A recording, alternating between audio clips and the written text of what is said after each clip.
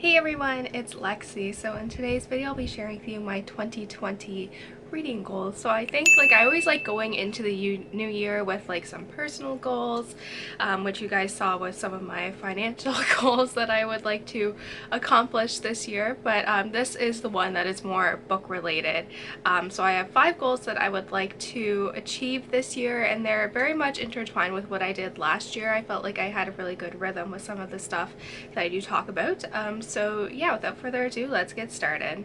So as always, my goal every year is to read 50 books, and this has been my Goodreads goal for the past 3 years now, I want to say, and it's something that's feasible for me. I feel like 50 books in a year is a big accomplishment, and I feel like it's something that I'm proud of, but it doesn't feel overwhelming. And just based on my history, with my track record on Goodreads, I have read more than 50 books, so I feel like it's something that's a feasible goal for me to do. I'm not going to be stressing out about it. It's just a nice thing to work towards, so I don't really get too bent out of shape if I don't make it. I think one year I didn't, so no big deal. I know some things, sometimes it's really busy and I don't have time to read, so that one is a goal, but if I don't make it, it's not the end of the world. So this was something that I started to do last year, and I really enjoyed it, and it's 2 marathon book series.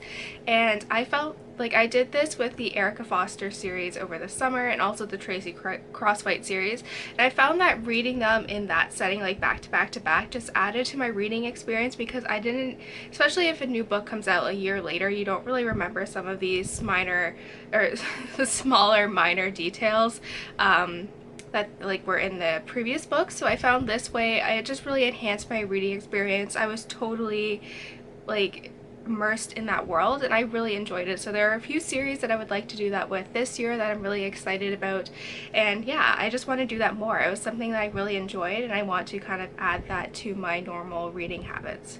So this one is also something that I did pretty good at, and it is my TBR Takedown, and it's just being better. Usually I buy more books towards the end of the year, or I get more books, with my birthday being in December and then Christmas and all that, so I just tend to get more books at the end of the year. But throughout the year that follows, I do a really good job. Especially last year, I just kind of minimizing the book buying and just focusing the books that I had on my shelf, and that really got me to kind of step outside my comfort zone, read books that I normally wouldn't have, and I've done a really good job at kind of doing that and sticking to that. I write down all the books that are on my TBR in my bullet journal, and then once I finish it, I I fill in the circle, so then I know, and then I know which books on my shelves I need to read. So that's a good way to hold, that's what I found is really good to keep me motivated, and kind of hold me accountable to sticking to the books that are coming out, and the ones that I have. So that was something that I really enjoyed doing, so I hope I can kind of keep up with that, because I think at the end of 2019 I had maybe 2 or 3 books that were from my original TBR, so that felt pretty good. So this next one is to utilize the library more. Over the years I've been using the library more and more, especially being at home now that I'm home from school. I find that I've been using the library a lot more, and I think that's worked out in my favor, because it's let me, I've been for books that I'm not too sure about, I'll usually get from the library, and then if I just DNF them, I can just return them. It's not like I spent $20 on them.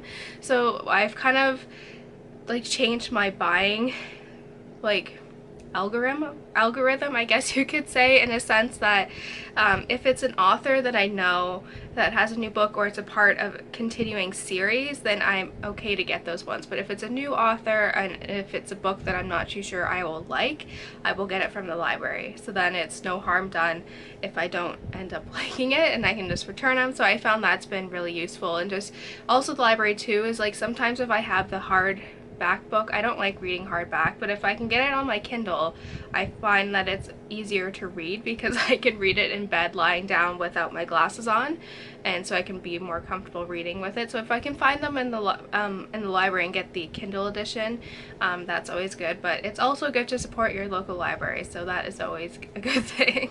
And lastly, this one is to buy more used books. I've been getting better at this. I know when I was like really marathon, like in grade 12, I read the Patricia Cornwell series, like the Kay Scarpetta ones, the Temperance Brennan series by Kathy Reichs. Like I read those ones, and all the books that I own of those are used, and in addition to some of the Brazilian Isle books that I have. But I really just kind of fell out of the habit of buying used books, and I do sometimes go to half price books, and I was there recently last month with my sister, and I was like, yeah, there's so many books in here, and like if you have like a list in your head, they're usually there and you can get at a cheaper price, so I think that's good as well. And then also if you like kind of give them the books that you don't want, you do get store credit, or you can take the cash, but I usually just use it for store credit, and then you can get like another book. So just kind of continue up using the used books, I think is always good, and I want to get a little bit better at that this year. So that's it, guys. Thank you guys so much for watching. I hope you guys enjoyed this video. Let me know in the comments below what some of your reading goals for this year are and all of that fun stuff. So yeah, thank you guys so much for watching. Don't forget to give this video a thumbs up, and I will see you guys next time. Bye, guys.